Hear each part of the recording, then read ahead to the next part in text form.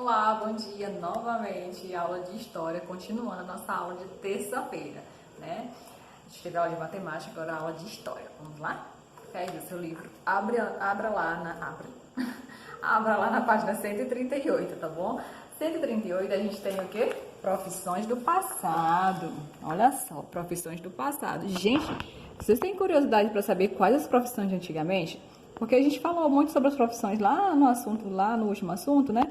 Vimos algumas profissões lá do passado também, algumas coisas que mudaram e tudo mais. Mas aqui a gente vai ver só profissões do passado. Vamos começar? Algumas profissões do passado deixaram de existir, não tem mais, né? Ou se transformaram porque as necessidades da população foram mudando, né, ao longo do tempo. Antigamente, o leite precisava ser entregue nas casas diariamente, pois nem todas as pessoas possuíam refrigerador.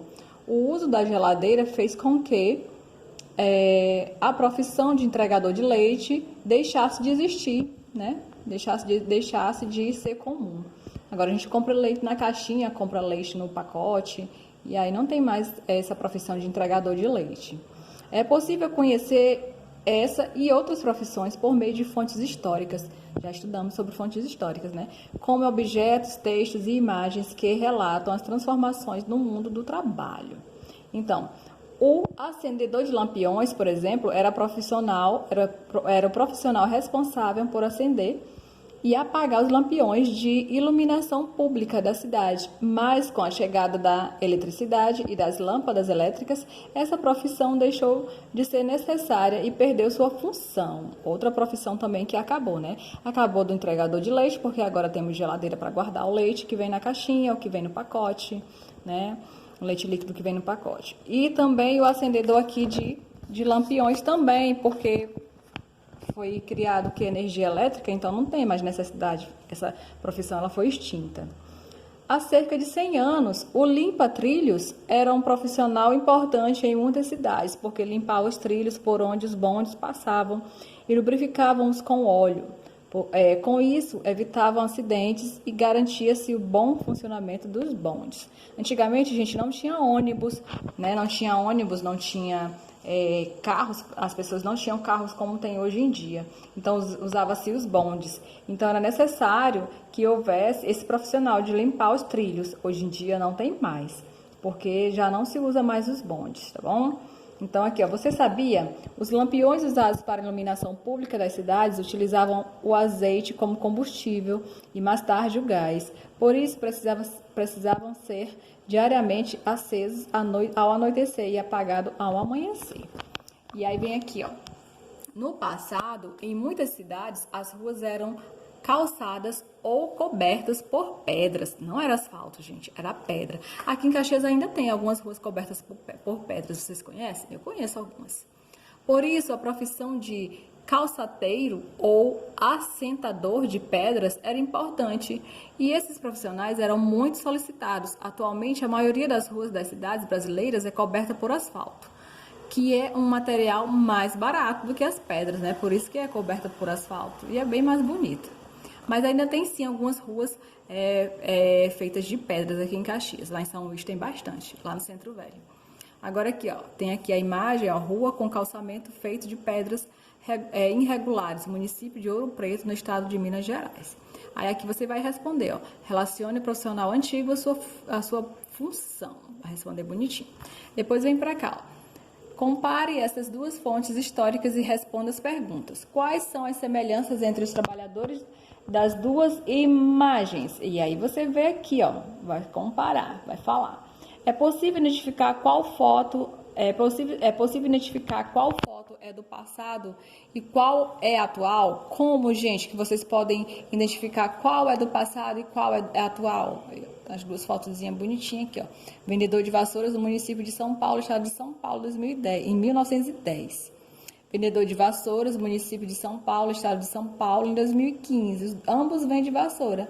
Mas aí, ó, vocês vão responder aqui de acordo com a pergunta. E aí, vamos para cá. Antigamente, poucas pessoas tinham máquina fotográfica para tirar fotografias. Era preciso ir ao estúdio de um fotógrafo profissional. Antigamente não tinha esse negócio de celular para estar tirando foto, não, gente.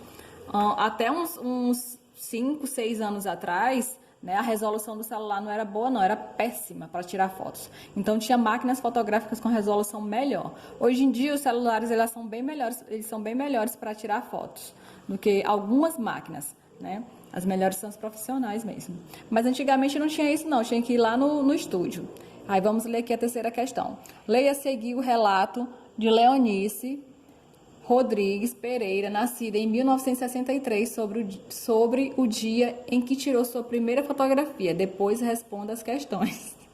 Minha primeira fotografia, Leonice vai contar aqui a história. Certa vez, num dia muito especial, meu pai foi no pasto muito cedo, pegou o cavalo, arriou o bicho e colocou-o na carroça. Era o dia de me levar para tirar a primeira fotografia. Minha mãe levara dias costurando o tal vestido para a tal fotografia na sua máquina de costurar à mão. Havia comprado um tecido fino, vermelho, de bolinhas brancas e rendas para enfeitá-lo. Fomos em direção ao centro da cidade. O estúdio era uma sala grande, cheia de cortinas, um lugar diferente para mim, uma mistura de sagrado com estranho.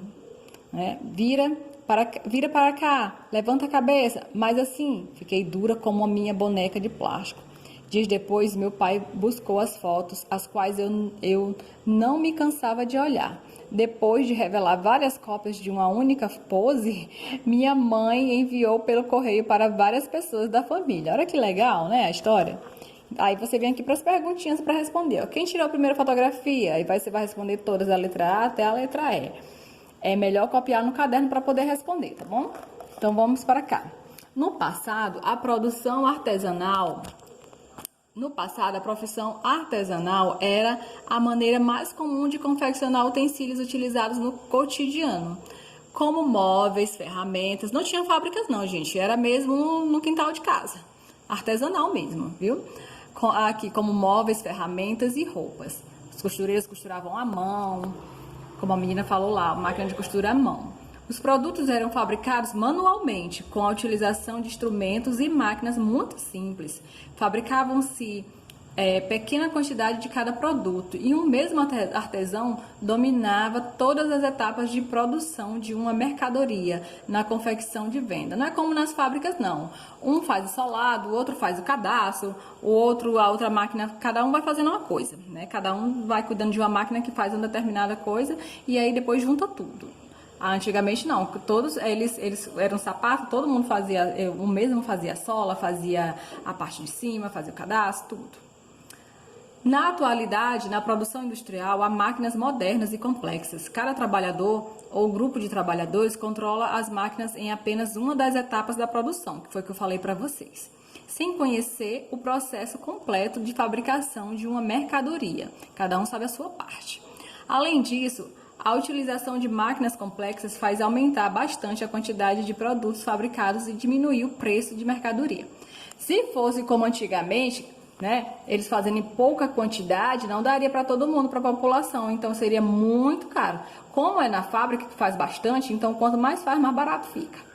E aí que tem, sapateiro em oficina de conserto de calçados em 1916. Aí aqui, operários trabalhando em fábrica de calçados, município de Novo Hamburgo, estado do Rio Grande do Sul, em 2016.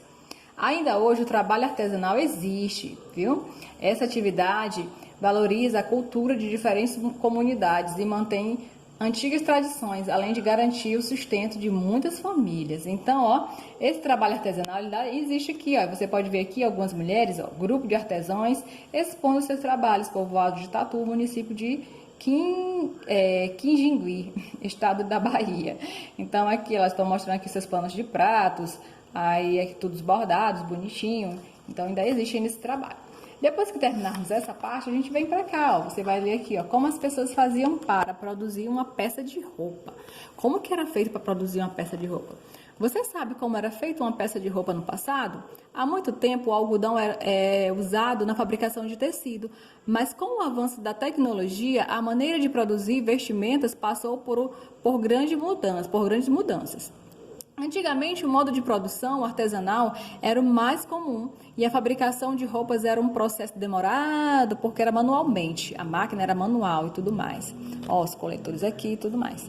Aí, Aqui. O algodão era colhido pelos trabalhadores no campo. Primeiro colhia-se o algodão. O artesão retirava as sementes do algodão com auxílio do descaroçador. Descaroçador, é isso mesmo. Um aparelho movido por manivela.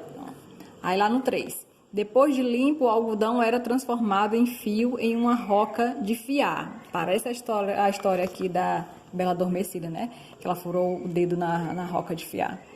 E aí vamos aqui para o 4. Os fios eram tingidos com as cascas e raízes de plantas. Que interessante! Depois, com teares de madeira, o artesão trançava os fios, produzindo o tecido manualmente. Por fim, finalmente, a roupa era costurada à mão com agulha e linha. Nossa, que processo!